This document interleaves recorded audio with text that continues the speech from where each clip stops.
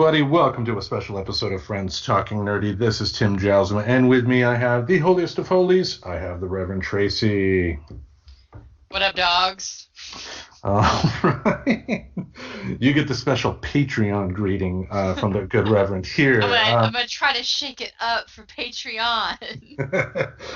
Yeah, go street level here. But yeah, this is our second Patreon episode where we are going to be talking about episode 2 of season 4 of Big Mouth.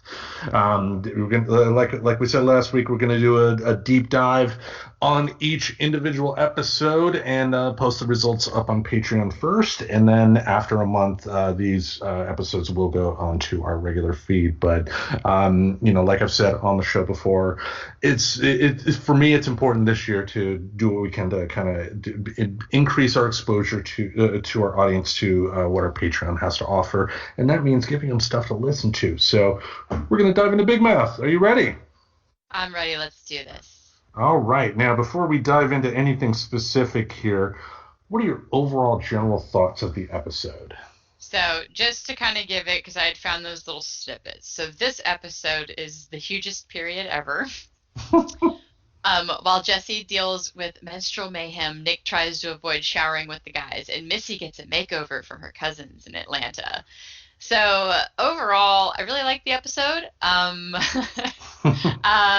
And it's really like, I don't know how to overview it without getting into some of the stuff that I kind of bulleted to go through with like the positive sides. There was like a lot of topic covered in this because it's basically 3 different storylines we're following. We've got the camp stories, the 2 main stories happening at camp, which is shit that's going on with Jesse and then shit that's going on between Nick and Andrew.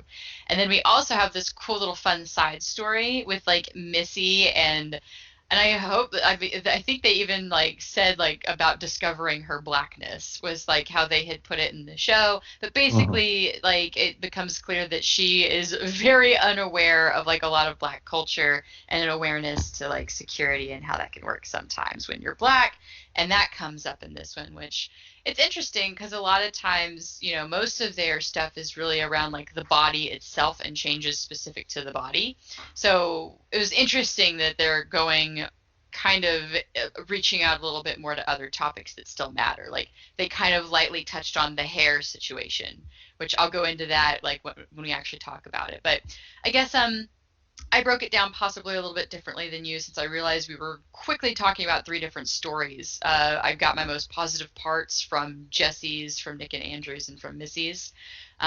So that's how I tried to break it down and follow it that way as far as identifying what I liked and didn't like about it. How's it going for you for reviewing it?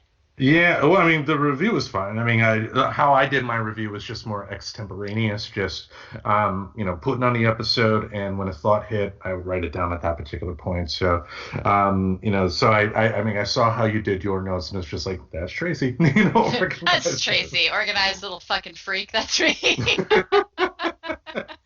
But overall for this episode, compared to last week's episode, I would prefer this one the best. I looked at because we started off with the most positive parts, and the positive notes far outweighed any sort of negative notes that I had for the episode. And admittedly, too, I think probably most of my negative critiques probably just boiled down to nitpicks, just self-opinion. Doesn't make it wrong necessarily that they made that choice. I just didn't care for it. But overall, it didn't drag as much as the first episode did. This episode felt like 25 minutes and not much longer. But yeah, let's dive into it. Let's hear your side of things about the most positive parts of this episode. So most positive parts, Jesse's period story was just kind of a fucking classic because every vagina-born person out there probably has had that fucking the hugest period ever story that like came out of nowhere. And of course, nobody talked to you about it before, and this is probably the first time. Like, it's funny how much in this show I watch something be like, ha, ha, not weird. Fucking knew it. It wasn't weird. But it goes around like to that shame about our bodies, right? Like you kind of go through and you realize like Jessie is like going through this basically by herself. Like, does her mom even know that her period has started? Well, yeah, she does because of the white shorts situation where she was crying. But like, how is like this is the way that this child is being introduced to tampons and stuff like that. But it gets into that in a little bit. But so I really liked going into the period story. The whole like she's having the dream about the being swept away by a sea of blood. And I just thought it was fucking hilarious. He goes, "My phone is in my pocket." I was like, priorities in check. Yes. And then the whole conversation with the monstrous after this, like, don't you know if you die in your dream, dum-dum, you dies in real life? Like, I love one of the lines that she had, "Did you get killed in your sleep, dummy?" Yes, that was what it was. Did you get killed in your sleep, dummy? But the other part was like, "What a time to be alive!" from her vagina, like while just like coughing up blood, just like super positive. Like I love how positive that character is. Like Jessie's vagina is funny. But like, and then the whole like thing around like crumpling up the sheets and having to throw them away, and then like the whole like discovery of tampons on her own. But I think like probably the most quotable things were the monstrous talking to Jessie during this episode. And I had a hard time. I did want to try to pick like a favorite Maya Rudolph quote in each one. And for this one, it has to be tied when she was talking about how she used floss to like tie the pads together. And she tells Jessie maybe the floss will get all the blood chunks out of your pussy's teeth. I had that on a. That was on my notes, yeah. And then the other one was like right after that too. So they were like back to back classic, awesome Maya lines. And so she's like, "Do you think anyone will notice?" Because she takes off the towel and was like, pfft. And Maya says that the airbag in your pussy went off. It's possible. Like those are the two best fucking lines. I had that as well. I didn't even read yours. I did really good to delete it because you and I like I will accidentally talk about the exact same things. So I was like, "Oh yeah, that's worth mentioning because Tim has a note." So no, I just like tried to pull like the core like format really quick and not. But yeah, like those were so the airbag in your pussy went off was like it caught me so off guard. I wasn't even done laughing about the first line yet. Like and the sincerity, I think, how she delivers the line, just the sincerity of Connie when she said, "Oh my God, Maya Rudolph is the absolute best." Maya Rudolph, like definitely, if she was gone from this show, it would be a night and day difference. Yeah. And then like the last thing with the positive part of the Jessie's period story was I loved the fucking gag about the pad in the lake. Like they just kept bringing it up, but they didn't overdo it. They seem to follow that rule of 3 in comedy. Like they brought it up like once when they were back inside. They brought it up that it was still out there, and then they brought it up when Missy's plane was flying over it. Like some inconsiderate child put a pad in the lake. Yeah. Oh man. What about you? Do you want to do this by second? Because I also have like positives of the Nick and Andrew. It felt like a very full episode, in a good way, but it didn't feel very long. It just felt like it covered like more than the first episode did for sure. There's more to talk about here. I would go through the rest of your positives. Okay, the rest of my positives. So next, I'll move on to the Nick and Andrew story. I loved the appreciation, like a big fan appreciation, because I love John Mulaney, and he manages to sneak some of his own comedy into Andrew sometimes, and I'm sure many a Mulaney fan like kind of geeked out a little bit, and felt like that little nudge of an inside joke when Andrew's in the bathroom and he yells, "Someone's in here! Someone's in here!" That's actually straight from his special New in Town, where he talks about like he gets like nervous in bathrooms, like nervous in random situations. Like if he's in a bathroom and somebody knocks, he just turns into a carnival barker. Someone's in here. So it was really funny to hear him bring that to Andrew's character. I like it. Like when you're a fan of a comedian and you realize they're cool with borrowing from their own comedy in life to give the show more. And I was like, yes, like breaking the fourth wall, yeah. Yeah, a little Easter egg, too, for any Mulaney fans. I also really love the Anxito Nick story and how that culminated into him becoming Soup. Man. I mean that but I get it. Like obviously like I don't have a penis. Like I mean for a while I really wanted one, but I don't have one. So I don't have like direct relation to like cuz his whole thing with his penis size has been a thing like since the beginning. Like that was the first little weird fight he had with Andrew for fuck's sake. So it made sense that the Angzito got into his head about it and like kind of like damned if you do, damned if you don't. If you shower, you become the smelly kid, you know. But that introduction of that, like how that can just manifest, so it kind of makes you almost go back and question any of the smelly kids, right? But I think most people can relate to the shower, like the group showering. I didn't have that at that age. That didn't happen until I was older. But even like out of being in school, like it's very self-conscious in our culture. Like at first, like if you're not used to doing it, especially, but you feel like people are judging you, and it's like I've even tried to like help break that trend with my stepdaughter. Because we'll go, I'm like, honey, they're not, they don't care. They're changing, and they're worried about you looking at them. Like, so just mind your business and change, and then we'll go into the pool. Like, because it was really cute. Like, because there's the same things I used to do, like trying to drape a towel everywhere. So it's like, yeah, it's just it's bodies, but it made sense. And then the other thing that I really liked about their story was the beginning of the Andrew's anger shit, which if you've watched all of it, you know what I'm talking about. They haven't introduced it as a character yet, but this other manifestation of an emotion is literally brewing in Andrew, like starting at this episode because like someone's in here and he gets nervous like I sucked it back up, and then like you find out later he doesn't shit like for most of the camp experience, which is like bad, but Yeah. that's when this started for him. So it was kind of funny after seeing it all and then rewatching it being like, aw, he's conceived. Not a virgin birth though. Hey. All right, and then the last thing that I wanted to go into is Missy's blackness journey. I kind of went into this one little bullet like earlier where I thought it was really cool that they're going outside of just puberty. They're also going into other issues, body. They kind of touched on the issue of hair a little bit in this episode, which ever since I watched Chris Rock's documentary on good hair, that was very eye-opening to me. I had no idea. Like a lot of the culture and a lot of the stuff with black culture and hair.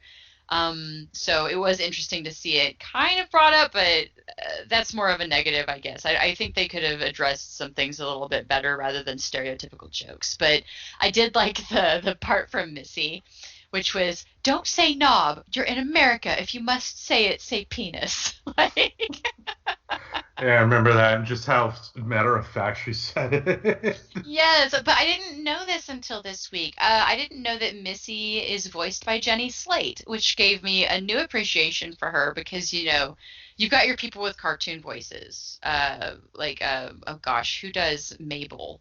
Um, I'll come to it later. She's got a very cartoony fucking voice though, but anyway, I'll have to look it up. But I just I didn't think that was her at all. I didn't pick it up. So it just showed me like some really cool talent because I just know her as Money Please, like from Parks and Rec. So I remember hating her at first actually whenever I first saw Jenny Slate on TV, but she grew on me. But I really loved that breaking the fourth wall like workaround about like, no, I can't say the N-word. Like, come on, say it. She goes, no, trust me, I cannot. Like, and they're starting to break the fourth wall because she straight says it a little bit later. It's like, I'm played by a white actress. And they're like, what? Well, this is I don't know if at some point this season they made the change or they're going to make the change in season 5, but she's no longer going to be Missy. Oh, okay. They're gonna get somebody else to be Missy? Yeah, she made the decision, Jenny Slate did, because she did not feel comfortable anymore as a white woman voicing a black girl. So she wanted to make sure the black person got the role, I guess. So That's cool though, and see that's respectable. All power to her.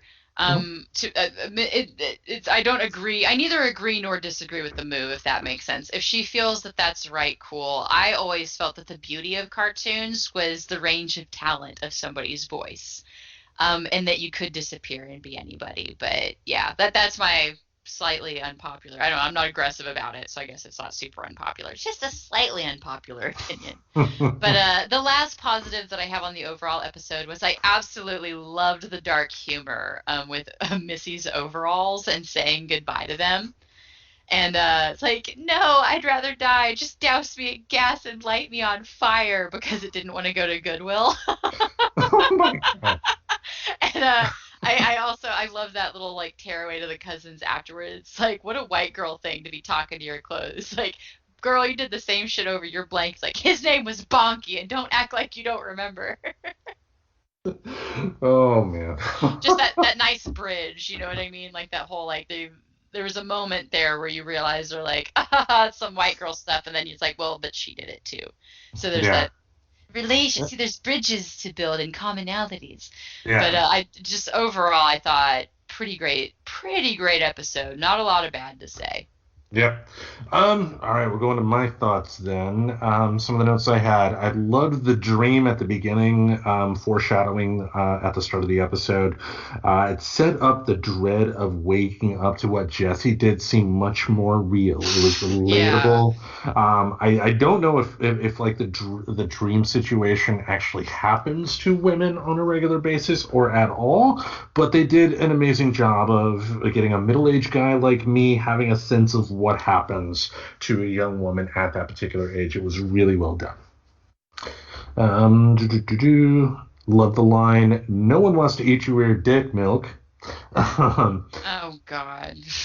Milk. Yeah. Anyway. Yeah, I still hate milk. Fuck milk. This episode was great with the Missy storyline.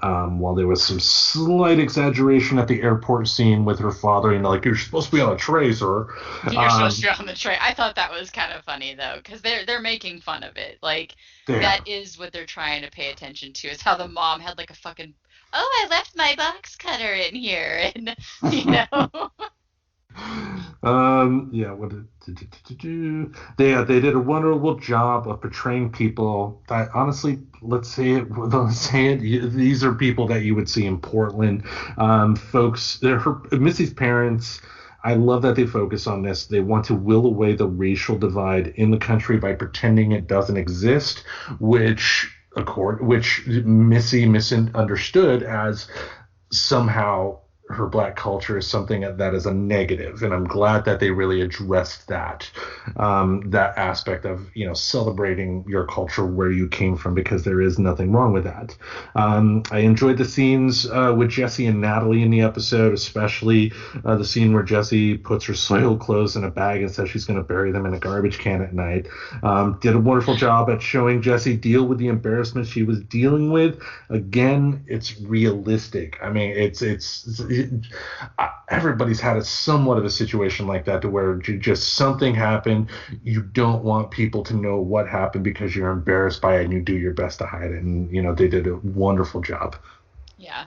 I also thought it was interesting, like, having Natalie there. Like, neither one of us had mentioned this yet, but Natalie, like, was who had to be her support. So the trans girl was her only support, and it was actually kind of interesting. Like, God, you'd hope that the conversation could be handled that maturely in real life, but it was really that was kind of cool to watch, like, her be a support and have her back, especially since Jesse had just kind of like saved her from solitude. Like, they saved each other really from solitude in the prior episodes. So it was kind of nice that Natalie got to be a support person for her too.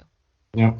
I love seeing Jesse navigate the wonders of her period alone. And in a perfect world, her parents would have prepared her for the situation, and that was obviously the point. But seeing her kind of adjust on the fly to her new reality was well done, and also it shows just how important sexual education is for everyone. We can't avoid it simply because it makes us uncomfortable, and that brought me back to how uncomfortable it was talking about the birds and bees to my oldest when he was in kindergarten, and that was interesting to say the least. I loved the TH bit, the thick hog bit. As a kid myself, I've been on both sides of similar conversations like that, to where you have like some little code word that you have with a friend, and you try to get something. That was well done. Oh yeah, that little level of bullying where it's like it's bullying with an extra sting to it because it's bullying plus an inside joke that you don't get, so you don't even get what we're saying is bad. Yeah. Girls did that too, yeah. They're mean? What? Girls are mean. They made a movie about it. Great documentary. Nick imagining his parents at his grave was great. Oh my God. It's like it may seem ridiculous, but when you're in the middle of an anxiety attack or something like that, sometimes you do tend to think of the most outlandish things that could possibly happen and somehow believe that it's real. Yes, and I absolutely love that his dad was still like, I guess how his dad would be if that was reality. It's like I faked every hug, but they felt so real. But the ridiculousness, right? Because we've all gone into that spiral of Mhm. shame. And it's either you're thinking your parents are going to judge you that harshly or your friends. It doesn't matter. You can interchange those characters. But I think most people can relate to that weird story you convince yourself that people are going to just not love you because of the smallest thing. Yeah. And again, it's they were able to do that really, really well. The scene with Missy's parents at her father's family house at the beginning was well done. And I've experienced that somewhat myself with my ex-wife. My ex-wife is black, and having to hang out with her family and have that awkwardness happen is definitely real, and they were able to capture that really well. The scene at the lake did a great job of showcasing Jesse's paranoia. It did go over the top, but again, when you're anxious, when you're focused so much on she was focusing so much on having that pad and not wanting people to find out that when the pad did its thing, she she kind of freaked out, and that I loved how they did that. Disappear me from this life, I think is what she said. She wanted to be disappeared from this life. Or that conversation that she had with Nick, like, I'm going to go to the archery range and shoot myself in the face. Great. Oh, great. Save some of that suicide for me. And they both just look so bad. And Like, then they my walk question is, why didn't Nick just walk into the fucking ocean with his clothes on? Like, that's what I would have done. Just smell like ocean and algae and shit. Like, Well, remember, the pad took all the water at that oh, that's right. It point. sucked up all the water. All right. The next note here, I have had a lot of positive notes here. I consider it a major positive that they discussed Missy not being exposed to her culture. Culture in and of itself is not bad. I think of someone like Dolly Parton, who's a perfect example of what Southern culture should be. Culture is not bad. People can make it bad. And I love how they dealt with that. Nick being paranoid about his penis size is all too common. Yet it's something I've never understood. Why worry about it? It makes no sense whatsoever. Every woman I've ever talked with on the subject will tell you that it's not the size that's a priority, it's how you use it and all that stuff. And the pressure some guys put on themselves for something that is 100% beyond their control is astounding, but welcome to malehood, I guess. Yeah, it's stupid. It's I think the stereotypical female opposite to that is like just general body shape. Like you notice most women don't look like models, okay? Like they Yeah. don't. But yet that's what we expect people to expect of our bodies. And it goes right back into that, you're getting undressed in a locker room. Well, that's when you don't have any of your things, your slimmers, and I mean look at the stuff they sell women. It's still that way. Like, Yeah. and we've tried to have more movement towards body positivity, and I think body positivity needs to be spread in all the directions, male, female, trans, all across the board. Like, I think we just need to get comfortable with like everybody's body is a little bit different. First of all, like we don't need to just only section it in those ways. But Hmm. yeah, and it's And as a female, like, or as somebody with a vagina who constantly interacts with peni, as I like to call them sometimes, like, I can't help but agree with that. Like, the whole size thing is kind of stupid. And yes, there can be too big. Like, between me and some girls that I talk to, just saying, like, some of us don't want to wreck our shop for a guy. It's like, well, that was one night, never again. Like, You heard it here, folks. you heard it here, folks. Dicks can be too big. Sorry, Ron Jeremy. He's don't bring him up because actually he's on his way to prison right now for rape. Oh, my bad. Is he canceled and I didn't know? Multiple counts of rape. Yeah, apparently he's been bad for a very long time, and I knew he was kind of scummy to begin with because he was also involved in the '80s with the whole Tracy Lords thing. I don't know if you're familiar with her in her situation. No. She was a big star in porn until she let it be known in public after that most of all of her work except one was made before the age of 18. The one that she did after the age of 18 was the one that she produced herself and was able to make money out of. But Ron Jeremy was one of the actors that made a movie with her and whatnot. Oh, gotcha. Yeah. So basically, on this episode of The Reverend is Out of Touch sometimes, the Reverend brings up Ron Jeremy. Yeah, he's not the lovable goofball that he's tried to present with his public image. He's Oh no, I never bought not a it. good I guy. even thought he felt skeezy on a oh God, what is it? The movie with the South Park guys, Chodo Boy. Oh, Um, Orgasmo. Orgasmo, yeah. Yeah. I don't know. That's like the only time I've actually seen him in a movie, really. Like, I was like, I don't like you. I didn't even know who it was at first. Like, that's Ron Jeremy. And I'm like, who the fuck is that? I was like, he's got a huge dick in porn. And I'm like, oh, that's why I don't know who he is. And that was the end of that conversation. Yeah, yeah, yeah. But anyway, let's go on here. Segue into porn. Yeah. Sorry, guys. Well, the next note: being embarrassed to ask for a tampon when you need one is oddly relatable, and it made me think of. It didn't involve a tampon with me, but it was in my freshman year of high school. It was the middle of winter in Michigan.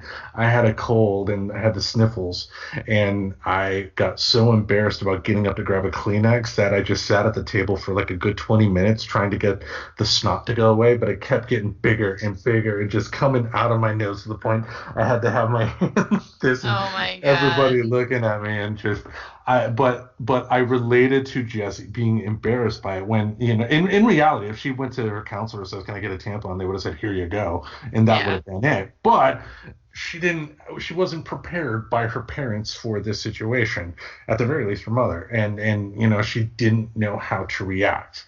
And being able yeah, I mean, to your point, she's made to feel shame for something natural that she should not feel shame over, and which Yeah. that's another positive that this episode brought out.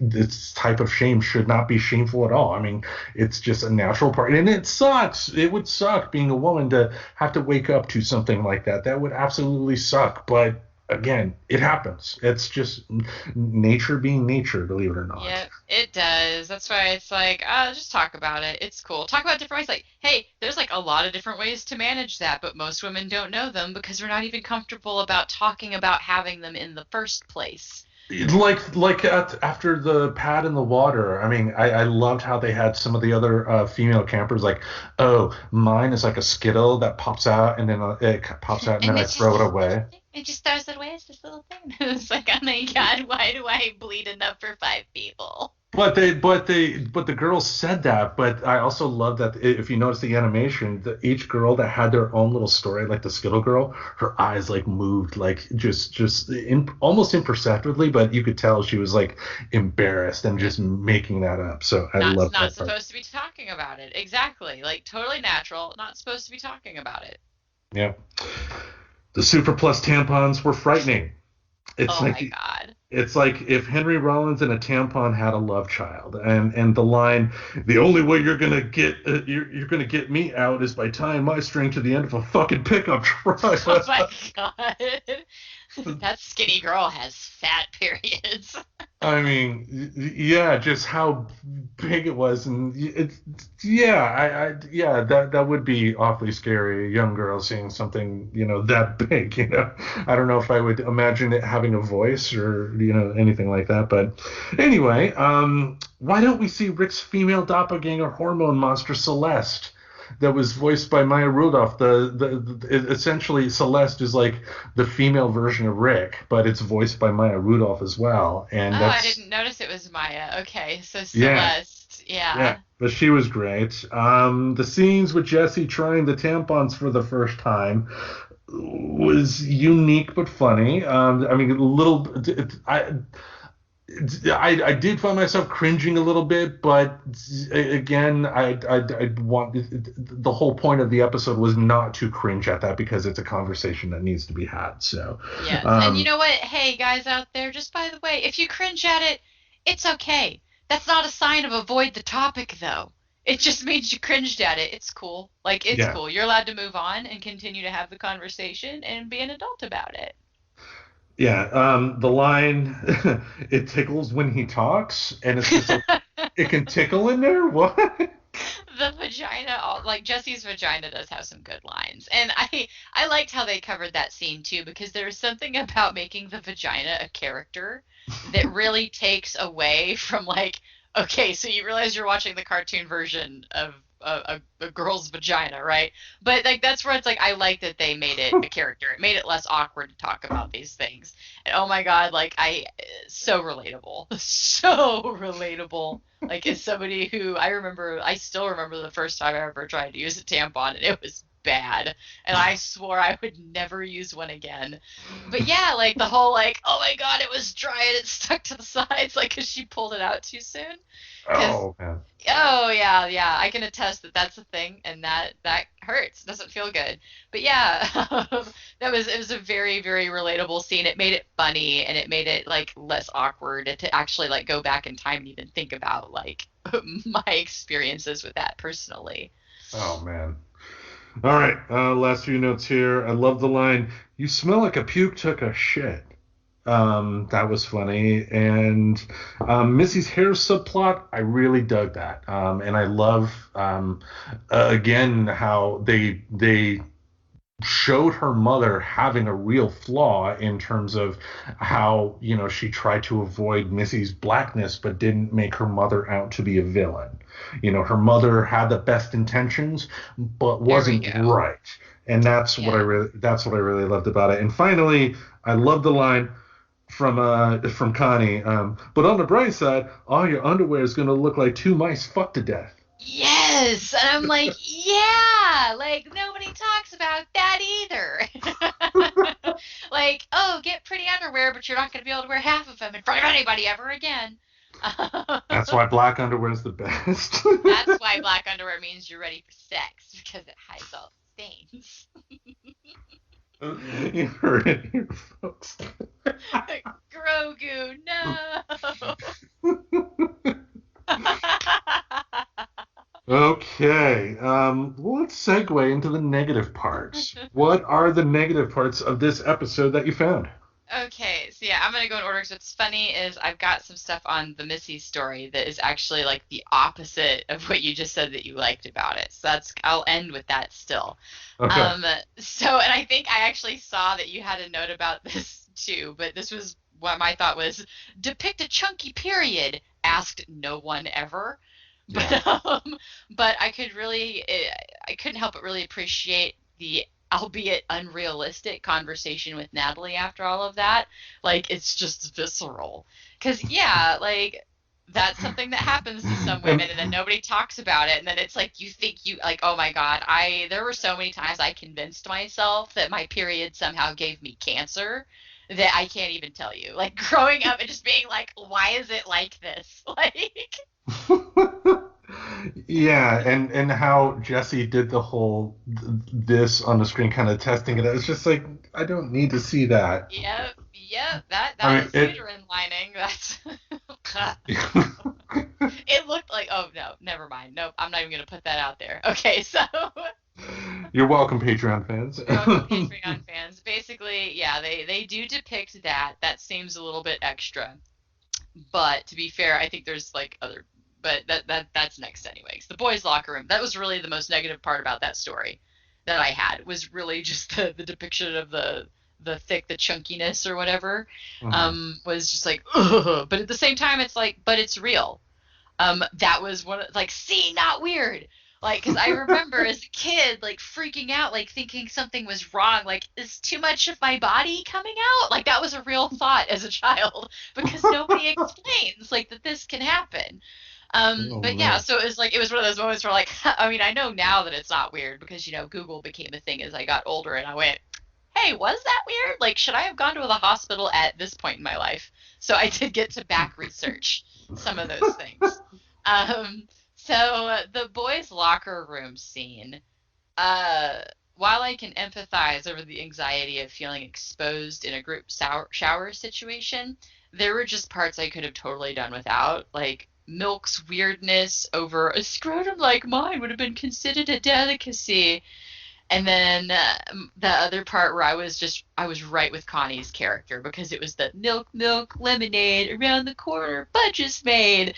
And then Connie says, and now I have reached my limit with the boys' shower. And I'm like, yep, me too. Perfect timing to Yeah. walk out of there.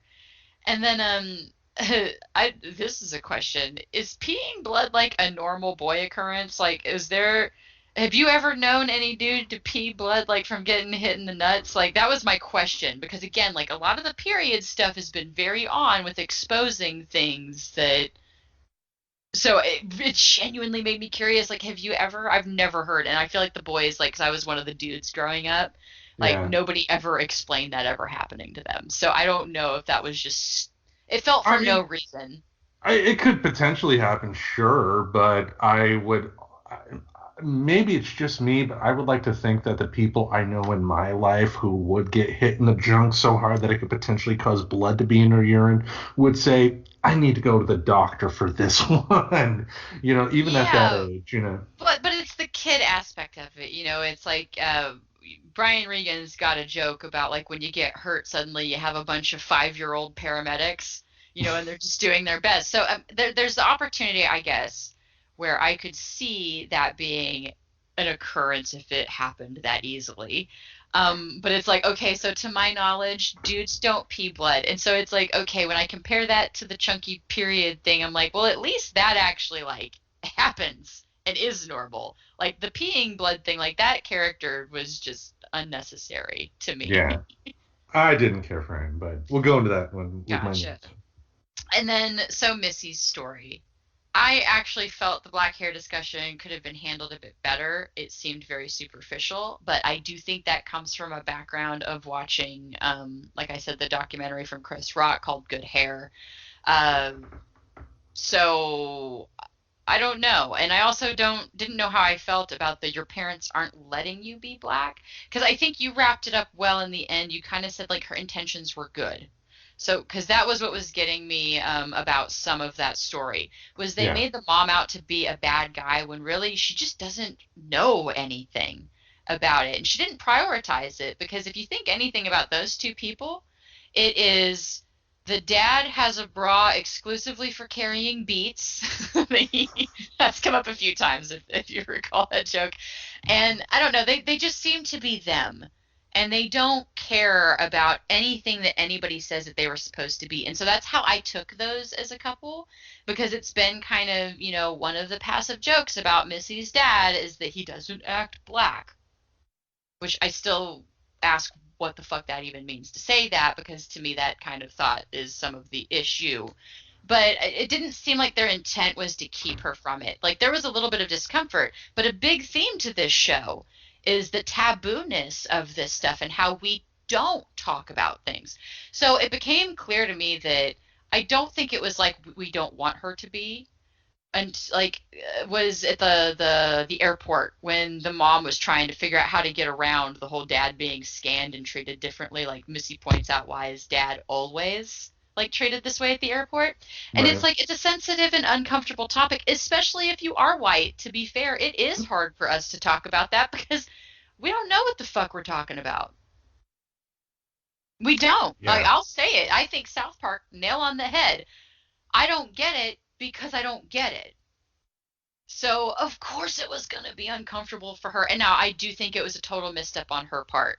And that was again where I got into that. I feel like you're stereotyping some of the hair conversation whenever they talked about it being manageable.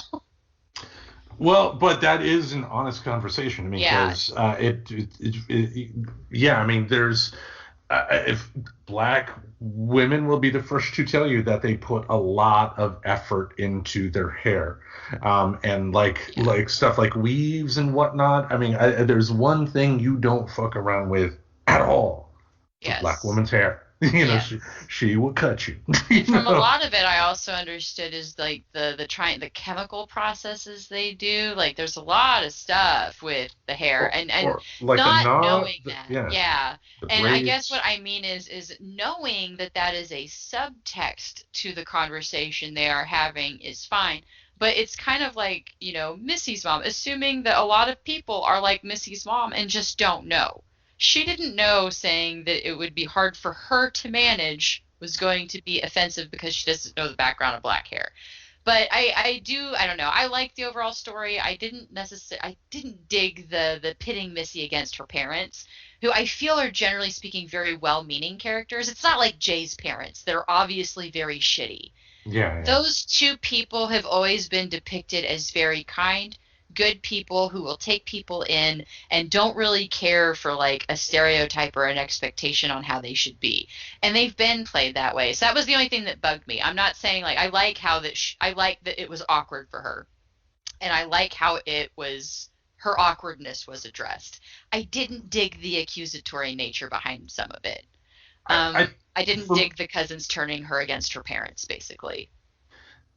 Yeah, I think if anything, it's to that part, I, a lot of it too is like suspicion. It's like in situations like this, you do get defensive, and I think it was both sides getting defensive. I think with the mother, with what the way I see it is this: the mother was not intentionally keeping Missy away from celebrating her culture, but with how she talked about Missy's hair being with the manageable line, it's almost in the same way that people when people talk about where we're all human, she was using it as a way to it's something I feel that's complicated, so we're going to avoid Yeah, it, and and to that's me the that was a part. problem. Yeah. Yes, that was the part where I could totally see some of yeah, where she was kind of poo-pooing the hair. And when I had that happen like at one point, but it was actually just more blatantly wrong than that because I had gotten cornrows at one point, and my stepmom was like, "You're not keeping that hair." It was a Okay. whole. That's not how she said it. I'm not going to repeat how she said it. Get Oh it? boy. But I did something with my hair. It was different than what my family was expecting, and it turned into a little issue. So I do get it on that part, but I don't know. Do I feel like I felt like that was honestly surprising of that character, to react that way. But it happens. There's an awkwardness to it. And I overall I liked it. Like I said, I just didn't like, and it wasn't that I didn't like how they depicted it in the show. My more negative on it was on the character development itself. Like they did a good job with it. I'm just not happy that that's how it happened. I'm not happy that Missy's getting turned against her parents. But given that this is a show about a lot of hormones and that angst that tends to build as a stereotype of kid v adult, I guess I saw this day coming. She was I wanted her to get along and not have like short neck or shit neck Shannon or whatever. Like everybody's got their shit with their parents. And I guess I was hoping to see one of them not have to go through that. But it does seem like they're kind of going that direction, and that makes me a little less excited. Right. Any other thoughts? Nope, I think that encapsulates kind of the few little negative things. Far more good than negative, like we said. Yeah. All right. I will go through my negatives here. I did not care for the voice actress that did Jesse's vagina. Not saying she did anything wrong. I just don't like that type of chirpy personality. I always get suspicious Like I had a former manager at Apple who was like that, just chirpy and sweet and kind and cuddly, but she also had a fakeness about her as well. She had this wonderful ability of asking you a question and looking at you and shaking her head and acting like she's hearing you, but she wasn't hearing a word you said at all. And it just reminded me of that. I hated that. Another note I had, maybe I didn't shower at all the cool young boy showers, but I don't recall guys ever openly playing with their junk like they do in this episode in the shower. I remember jokes about that stuff, but I don't recall people peeing on each other or anything. And the around the corner fudges made scene just we didn't need that. That was just not needed. See, yeah, I think that defends my stance on it because it's like if it's not of like some of the point to this show to me, or at least what I liked about it, is breaking open these topics that are real and these situations that do exist that we don't talk about. Like, I don't know, I kind of bought it because of the helicopter dick thing. Because like I know dudes did that. Like I know they did. I've never done that. As you nod your head. Okay, got it. Yeah, like I said, I hung out with the dudes. I'm pretty sure I technically can be like, remember that time you whipped out your dick in front of me? I'm gonna tell the world that you're bad, and people would have my back. But that was totally just that I was one of the dudes and I was there, and they felt like doing the helicopter trick, and I just happened to be in the room when it happened. So, like, it wasn't about me. It was totally about him showing his stupid human trick. So it's like, oh, okay, well, that part I bought. But then it goes into the round the corner fudge is made and, like, peeing on each other and then the bloody pee situation where I was just like, I feel like they took way too many liberties with the shower, the locker room situation with the boys. That was a little, again, I can't proclaim to have lived the experience of every single boy on the face of the earth. Maybe somebody can find this relatable. I did not. Maybe a bigger school. Like I went to a tiny school. I imagine like some of these comedians, some of them went to bigger schools, which would have bigger locker rooms and maybe more like that experience. But something. Yeah. Yeah. I didn't need to see Jesse's vagina spit out blood. Just how she was talking and just slobbering everywhere, just blood. It's fine. I'm good. Like, oh my God, I that one I disagree with. I thought that was fucking hilarious because, like, especially when like there's a point later where she's like, sorry, clot. Like. Yeah, that right there was just like, oh my goodness. But anyway, I get being paranoid about showering with other people, the Nick subplot, but when it comes to being thrown up on, if somebody threw up on me, that's probably the time I would say maybe I need a shower. That's when I walk my entire body as is into the shower. Like let that be the excuse. Like I'm getting this off my whole body and just go in with your jeans on and don't give a shit. But yeah,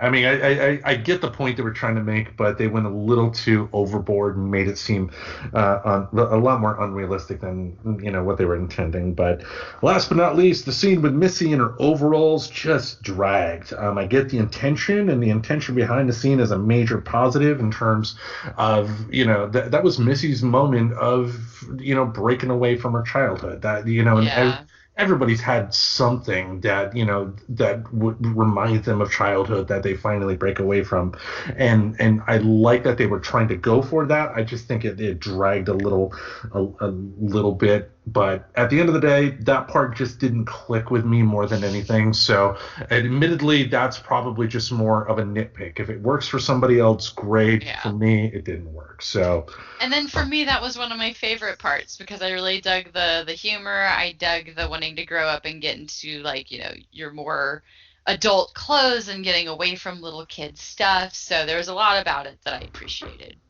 All right. Last but not least, this episode, we've talked about the good, we've talked about the bad. Is this something you would recommend? Is this a good episode? Is this a bad episode? How would you judge it? I thought it was a good episode. I think it's great. I think anytime we put any any highlight on like talking about the female body, because the vaginoid body is the one that kind of feels like has been left in the dark. Like, no offense, a lot of the boy stuff that was covered very heavily in season one, nothing was new to me. I know about nocturnal emissions. I know about the random boners. I know about like it's funny to me how much it's kind of highlighted how much more we know about like the male body and the penis and like how all of that develops than we do about the female body and the vagina and like periods and stuff. Like, I don't know. I would love to see a world where we have more understanding about each other's, like, just the physical anatomy of our bodies and what it means when you're born with ovaries and a vagina versus when you're born with, like, you know, semen and nut sacks and like your penis and, you know, your we could talk about this shit. It doesn't, like, I hate like the pet names for stuff too. Like, this could like turn into something that like clicks with people, that we should be comfortable talking about this, because keep in mind the demographic isn't children. The demographic is us, the people having fuck trophies and children. We are the ones that it's up to us to break like the taboo stigmas. Like, it's totally up to us. So I recommend this show. I recommend, there's not, I'll be surprised if there's an episode at some point that I don't recommend, just because I'm all about busting down these taboo topics. I agree. I mean, so far, you know, so far of the two that we've talked about, this is going to top my list. But just, yeah, I mean, there were some negatives in this episode, but like I mentioned, those negatives for me are just at the end of the day nitpicks. It didn't work for me, but it doesn't make it the wrong choice. And when it comes to the topic, especially about periods, it is very important, yeah, that we have this conversation, because we really don't. I mean, because like I remember about a year or two back, I was listening to a podcast and they were talking about the concept of period poverty, something I never heard of before, and that blew my mind. You know, the fact that, you know, women feminine hygiene products in a lot of states are taxed, ridiculous, and I think toilet paper isn't. You know, Yeah, and well, but toilet paper's not a luxury item. Because, see, that's, I guess, what we're supposed to use instead of the luxury item. Sorry. yeah, and it's just a joke, because I mean, toilet paper is a relatively recent invention if you think about it, and we've survived a long time with other methods to take care of that particular issue, but feminine hygiene products aren't going anywhere. You know, there will constantly be a need, and I remember I worked at Amazon briefly in one of their warehouses, and what blew my mind and what made me love not working there anymore was the fact that a positive, their employee restrooms are, you know, unisex, anybody can go in there, that's great, but they also charge their female employees for the feminine hygiene products in the employee bathroom, and why? If a woman finds herself in a situation where she needs it, are you really going to tell her she provide it for free, so you don't have an employee that has to go home because something happened? You know. I mean, that's standard. That's not even usually like the employer's choice. That is just whoever they've hired to like do their bathrooms, and they stock it. So that's no different than a vending machine thing. But yeah, definitely, like, there is an appreciation for jobs I've gone into, and they've had like the period drawers in the women's bathroom. I've had that at a few places where like yeah, somebody got one of those fucking like little 3 shelf things and like put in some pads and crap like that. One of them even had like spare underwear. Like, they were obviously like brand new, like in a package, but like somebody had just gone to the Dollar Tree and got like a bunch of different sizes of underwear. And I'm like, yes, because this shit happens. Like, it does. and yeah. Because, like, I remember Stephen King when he was talking about the book Carrie, writing that book. Like, I guess initially in one of the early drafts, he wrote that because Carrie at the beginning of the story, you know, has her period for the first time, and then that's the whole plug it up scene. But he initially wrote that, you know, the girls in the locker room had to get quarters to get the pads out to throw at Carrie, and his wife told him that schools generally don't charge, you know, for that, because they don't want a bunch of girls having to go home because of something like this. Yep. And I guess I've been extremely naive thinking that companies would think that as well. This is but this is why it needs to be talked about, and this is why, guys, I challenge any guy that listens to this, for an episode like this, there are going to be some things like the visceral part that you make you go ew, but listen to what's happening in this episode and take it to heart. I mean, because like the more think about the women in your life and think about some of the trials and tribulations they have to go with because we've kept it silent. Do you want to see the women in your life suffer? I don't, so learn about this. Take an opportunity to watch this episode and then do some more digging on your own. And again, to Tracy's point, the more we talk about it, the less a taboo it's going to be. And then, in the future, we could potentially have a situation where this doesn't have to be brought up in a cartoon because this is just like waking up, brushing your teeth. Why would you have a cartoon about it? Because we talk about these things. It's all duh. Like this cartoon would be nothing if this was all like just commonly talked about stuff, but it's not. It's not. So we get the hormone monsters. We get hormone monsters in comedy, and it's like, you know what? I'm sorry. I've heard a bunch of boys talk about their bodies like pretty much through growing up, and I've heard a lot of really gross shit. Like, it's okay. We all have gross shit. And you don't even have to have a sexual interest in the gender to be cool with learning how that gender works. And I want to be clear about that too. Like, this is just something we all go through. Like, it's kind of, I don't know. I think it's good to kind of understand the human experiences. So I think it's a good thing for men to understand what women go through as we're going through our body changes. Just like I do think it's good that we know pretty much what men go through when they go through their body changes. Like, it's a respect thing in my head. I don't know. I mean, just be empathetic, be there for your fellow human, because as we see what's happening in the news today, there's a lot of shitty stuff happening out there, and the more we talk, the more we're going to find out we have a lot in common. Yes, except you guys don't get charged for products to manage your body going through a perfectly natural thing. I mean, if that happened, guys would, what's that whole shtick they say if guys had a period, they would find a way to, like, solve it within a week because a guy couldn't go through it, But anyway, we will wrap up our review of episode 2 of season 4 of Big Mouth. Any more thoughts on this episode? Nope, I'm pretty sure our thoughts lasted longer than the episode itself, which means we have done a successful review. We have. So, all right. So for our folks at Patreon, you will hear us again next week talking about episode 3.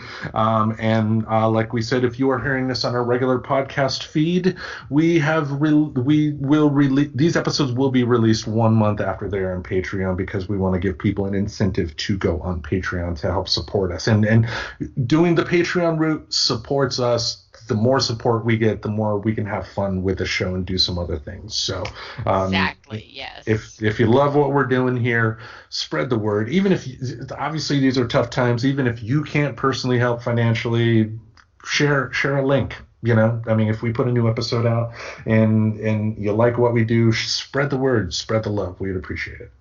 Yes, maybe if we get enough word spreading and love spreading, eventually there will be swag, and then you can just like buy shit that's physical that goes that way. But for now, this is what we're doing. Well, it's certainly possible. I mean, because there are T-shirt companies out there, like a print-on-demand T-shirt company, so you can have like your own logo, and so we could technically do that now, but I don't think anybody would necessarily take advantage of it apart from me. We basically would be our own customers if we opened a Friends Talking Nerdy swag shop right now. It would be like Amway or something. we just sell each other the same shirt over and over again. It'd just be the coffee mug with our dumb faces on it. Probably one of me laughing while you look miserable.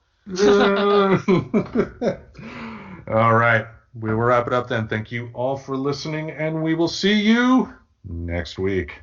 Bye. Well, Elvis there. Bye. I was going for a didgeridoo. Bye. Nah, that was good. Subscribe to Friends Talking Nerdy on iTunes, the Google Play Music Store, as well as Spotify. Remember to support Friends Talking Nerdy on Patreon. Goodbye, darling.